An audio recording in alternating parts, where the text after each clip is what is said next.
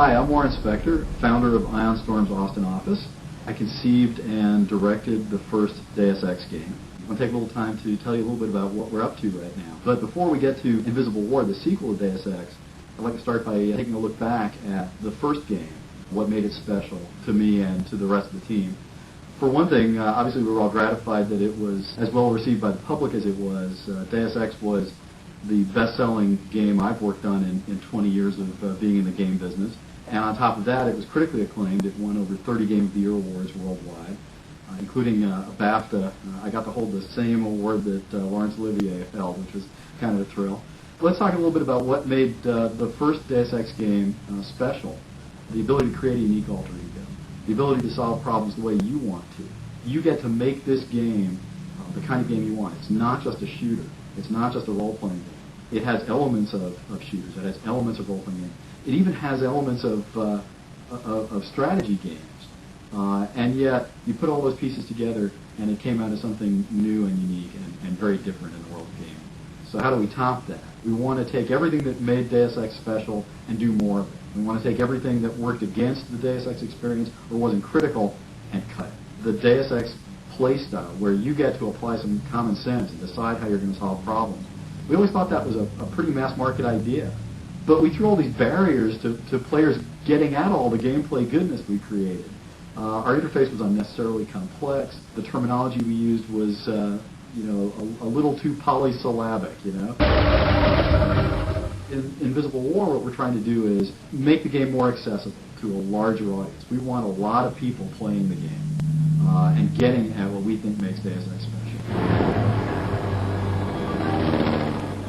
On a more specific level, what we're trying to do is have even deeper character development. We're giving you even more choices about how you develop your player character. We're completely rethinking our technology. It's all new from the ground up and absolutely state-of-the-art. The AI is much enhanced. I don't know that there's another game out there that can boast of a comparable collection of simulation elements. It's not just for the sake of technology that we're doing this. It's so, again, players can discover their own solutions to problems. They can figure out how they want to do stuff. They can shoot everything that moves. They can shoot nothing. They can talk to everybody. They can hack their way past problems using computer systems. They can figure out how to get past anything in the game the way they want to. That's critical to us. We've got a really cool storyline that picks up where the last game left off, and it's still very conspiracy-oriented, very mystery-oriented. It actually starts 15 years after the first game. And one thing that you're not going to get out of me or anybody else on this team for a while is which of the three endgames from the first game we're actually sequeling. We have an interesting idea about that. We're not telling anybody what we're doing. Let's go. Move! But it's 15 years in the future. The world, I will tell you, is in a sorry state. Nations and various religious orders are using terrorism as a tool to impose their will, to set things right in the world as they define right. Interestingly, you don't play J.C. Denton, the character from the first game. You play a person named Alex D., who can be either male or female.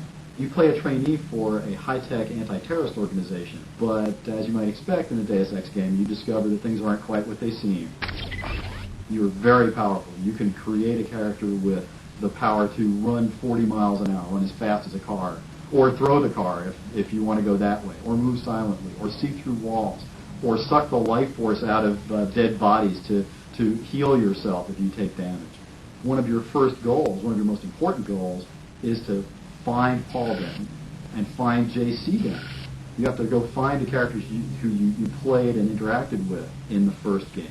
So you'll encounter a lot of old friends, a lot of old enemies, and at the end of the day, you have to decide who you're going to fight, who you're going to help, whether you're going to fight at all, and, as in the first game, what the world looks like at the end of the game. It's not about killing the evil bad guy. It's not about killing everything that moves. It's about who are you in this world, how do you interact with this world, and what do you want the world to be when you get done. Why don't we take a look at the introduction where it all begins.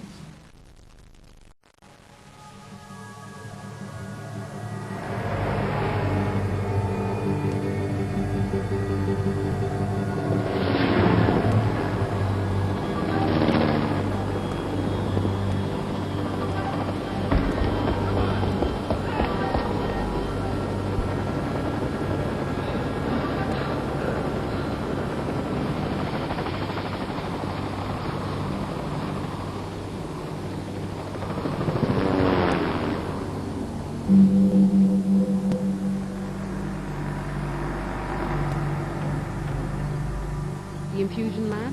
Evacuated. Trainees? Gave the order myself. What did you tell them? I told them to run. That's all they need to hear until we reach Seattle. Agreed. Anything new on the terrorist?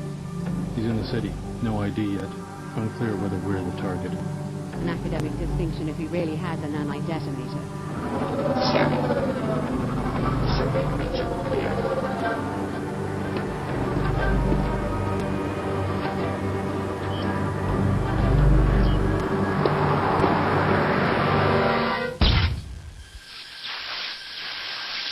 The security bots have acquired the target.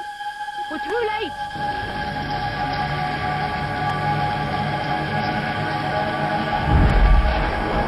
Telepath, let's go. Move!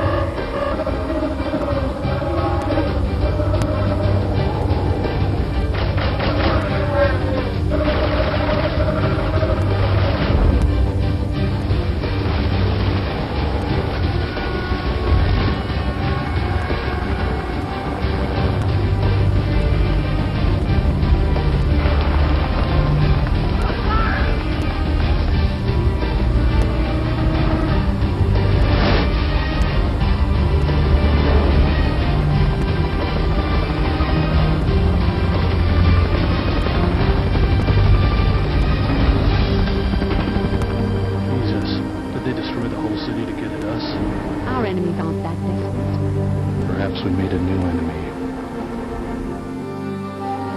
What if they already know about the Seattle facility? We have other options. We aren't equipped to fight a war. We're going to change the terms of engagement. It's our war, not theirs. We don't need cities or armies. We have the cells of human bodies. An invisible weapon for an invisible war.